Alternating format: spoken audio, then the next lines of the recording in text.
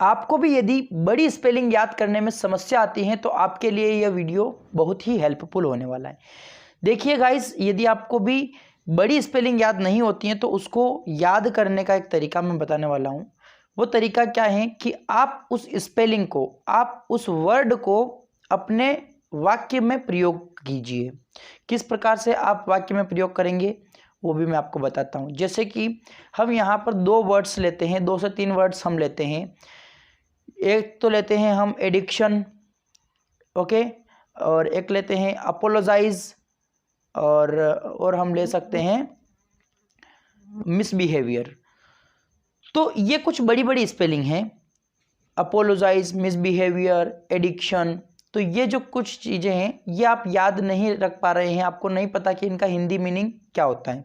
तो मैं आपको बता देता हूँ सबसे पहले कि अपोलोजाइज का मतलब होता है माफ़ी मांगना, और एडिक्शन का मतलब होता है किसी चीज़ का आदी हो जाना, और मिसबिहेवियर का मतलब होता है कि जो दुर्व्यवहार कोई करता है तो उसके लिए। यदि अगर आपको इन दोनों वर्ड्स को, दोनों स्पेलिंग को याद रखनी है, मिसबिहेवियर को, अपोलोजाइज को, तो दोनों को आप कैसे रखेंगे? अगर आपको बोलना है पूरा सेंटेंस कि उसने उसके दुर्व्यवहार के लिए मुझसे माफ़ी मांगी, आप एक सेंटेंस बना दीजिए इसका कि उसने दुर्व्यवहार के लिए, उसके दुर्व्यवहार के लिए मुझसे माफ़ी मांगी, क्षमा मांगी। तो उसने क्या किया? अपोलोजाइज किया। आप ऐसे याद रखिए उसको, ही अपोलोजाइज्ड टू मी। किससे किया? मुझसे माफ़ी मांगी ना। ही अपोलोजाइज्ड टू मी, किस लिए? फॉर हिज दुर्व्यवहार यानी कि misbehaviour, for his misbehaviour. He apologised to me for his misbehaviour. अगर हमें बोलना है कि वो एडिक्टेड हो चुका है, इस प्रकार से, तो एडिक्ट की हम कैसे याद रखेंगे? अगर हमें बोलना है कि वह स्मोकिंग का आदी हो चुका है, धूम्रपान का वह आदी हो चुका है, तो he is addicted to smoking. इस प्रकार से आप सेंटेंस को बना सकते हैं, he is addicted to smoking. इस प्रकार से आप क्या कर सकते हैं, जो भी बड़ी स्पेलिंग होती हैं आपको याद रखने में उसको कठिनाई आती हैं, तो आप इस प्रकार से उसको सेंटेंस में लीजिए और उससे सेंटेंस बनाइए। Once you make sentences then you will be able to remember.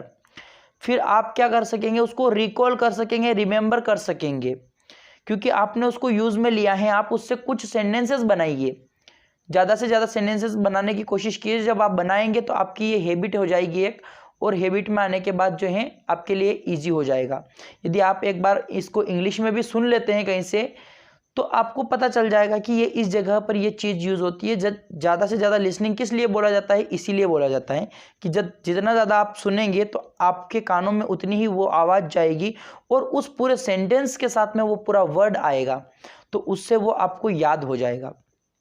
Listening का एक बहुत ही बड़ा बेनिफिट है। उसके बाद एक और रीडिंग से बहुत ज़्यादा आप एक्टिवली, आपका माइंड वर्क करता है, आपकी आंखें उस चीज़ को देख रही है, आपका दिमाग पूरा उसी चीज़ में लगा हुआ है, आपके मुंह से आप जो आवाज़ निकाल रहे हैं, बोल रहे हैं, वो भी कुल मिला के सारे जो अपना फंडा है ना पूरा प्रोसेस करता है। दिमाग चलता है, मुंह से हम बोलते हैं, आँखों से हम देख रहे हैं, तो वो सारा जो है सेंसेशन सभी तरफ से प्राप्त कर रहा है, और बहुत जल्दी सीख सकता है इससे कोई भी व्यक्ति। जब आप पढ़ेंगे इन वर्ड्स को तभी आप इनको याद कर पाएंगे ना। यदि आप इनको नहीं पढ़ रहे हैं, आपने कहीं से सुने ही नहीं, तो आप इन वर्ड्स को याद कैसे कर पाएंगे? So reading, listening, speaking, writing, ये सारे पार्ट्स जो हैं एक लैंग्वेज लर्निंग के हैं, और इन सभी LSRW की प्रोसेस से आप बहुत ही जल्दी से सीख सकते हैं। सो गाइस, इंफॉर्मेशन यदि अच्छी लगी हो तो वीडियो को लाइक ज़रूर कीजिएगा।